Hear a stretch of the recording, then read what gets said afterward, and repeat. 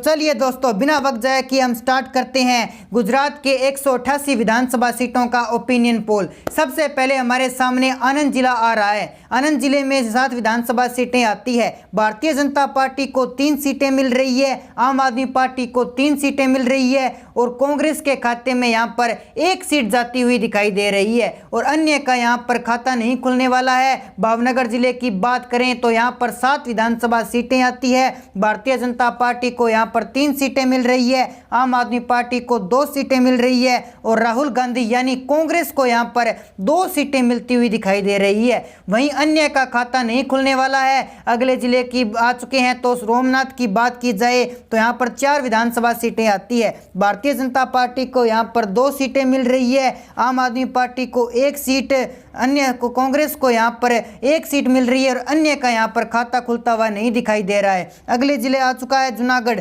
जहाँ पर 5 विधानसभा सीटें आती है। भारतीय जनता पार्टी का कमल 3 सीटों पर खिल रहा है, आम आदमी पार्टी को 1 सीट मिल रही है और कांग्रेस के खाते में यहाँ पर 1 सीट जा रही है, अन्य का यहाँ पर खाता नहीं खुलने वाला है। राजकोट जिले की बात करें तो यहाँ पर 8 विधानसभा सीटें आती है। भारतीय जनता पार्टी को 5 सीटें दी जा रही है, आम आदमी पार्टी को 2 सीटें दी जा रही है और कांग्रेस के खाते में यहाँ पर 1 सीट जा रही है और अन्य का यहाँ पर पूरी तरह से सुपड़ा साफ हो चुका है। अगले जिले की बात कर लेते हैं सुरेंद्रनगर की, तो सुरेंद्रनगर जिले की यहाँ पर 5 विधानसभा सीटें आती है, जिसमें से भारतीय जनता पार्टी को 2 सीटें दी जा रही है, आम आदमी पार्टी को यहाँ भी पर 2 सीटें दी जा रही है और कांग्रेस के खाते में यहाँ पर 1 सीट जा रही है, अन्य का यहाँ पर निराश होना भी पड़ सकता है। गांधीनगर जिले की बात करें तो यहाँ पर 5 विधानसभा सीटें आती है। भारतीय जनता पार्टी को 3 सीटें दी जा रही है, आम आदमी पार्टी को 1 सीट दी जा रही है और कांग्रेस के खाते में यहाँ पर 1 सीट जा सकती है। अगली बात कर लेते हैं अरावली जिले की 3 विधानसभा सीटों की, तो आम आदमी पार्टी के खाते में 1 सीट जा रही है, भारतीय जनता पार्टी के खाते में भी 1 सीट जा रही है और कांग्रेस को यहाँ पर भी 1 सीट मिल रही है। अगली बात कर लेते हैं साथियों पोरबंदर जिले की 2 विधानसभा सीटों की, तो यहाँ पर भारतीय जनता पार्टी का खाता नहीं खुल रहा है, आम आदमी पार्टी को भी यहाँ पर निराश होना पड़ सकता है और यहाँ पर कांग्रेस के खाते में 2 सीटें जाती हुई दिखाई दे रही है।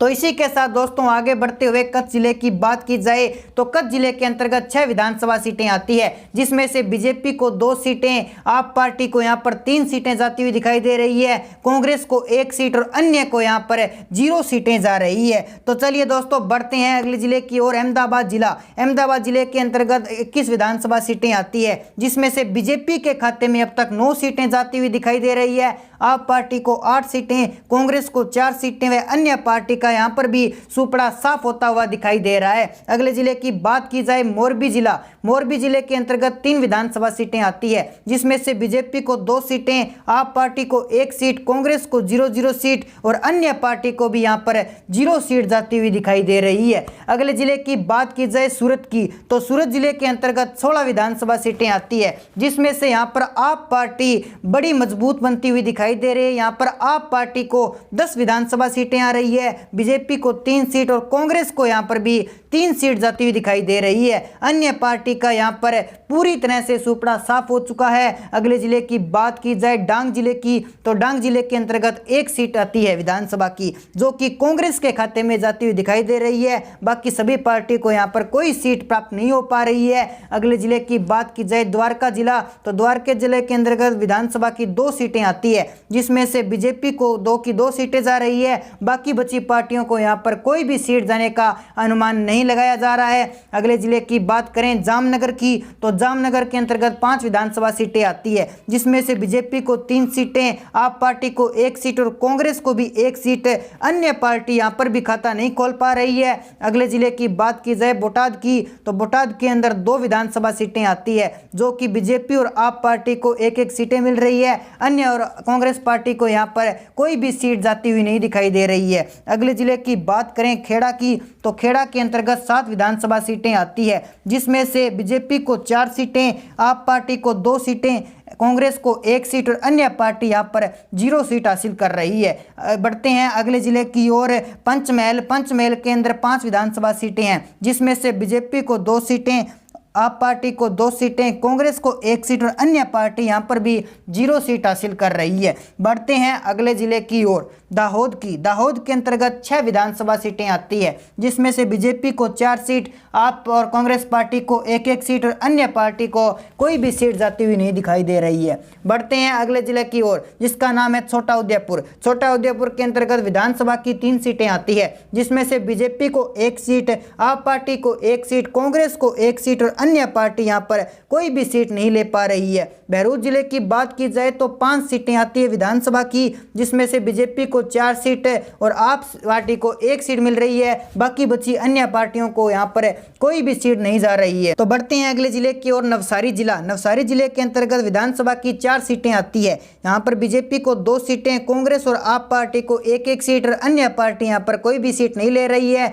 अगले जिले की बात की जाए वलसाड जिला की, तो वलसाड जिला के अंदर 5 विधानसभा सीटें आती है, जिसमें से बीजेपी और आप पार्टी को 2-2 सीटें, बाकी बची कांग्रेस को 1 सीट और अन्य पार्टी यहां पर कोई भी सीट नहीं ले पा रही है। बढ़ते हैं अगले जिले की ओर, तो महिसागर की बात करें तो यहां पर 2 विधानसभा सीटें हैं, जिसमें से बीजेपी और आप पार्टी को यहां पर 1-1 सीट आ रही है। बाकी बची अन्य पार्टी को कोई भी सीट नहीं मिल पा रही है।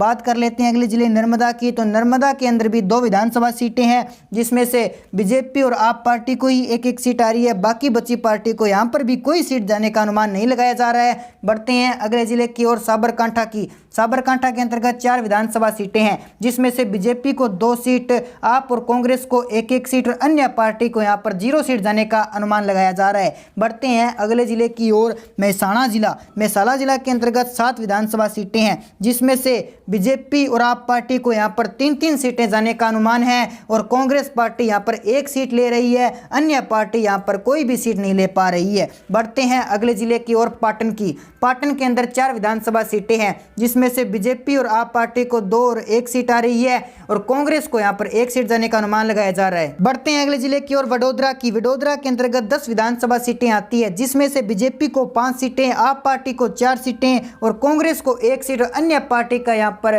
पूरी तरह से सुपड़ा साफ हो चुका है। तो दोस्तों, ऐसे में आपकी जो भी राय है, आप गुजरात के ओपिनियन पोल के बारे में क्या कुछ कहना चाहते हैं, वो आप हमारे कमेंट बॉक्स के माध्यम से जरूर बता सकते हैं। तो साथ ही हमारे चैनल को सब्सक्राइब जरूर कर लीजिए, ताकि हमारे नए अपडेट्स आप तक पहुंच सके। जय हिंद, जय भारत।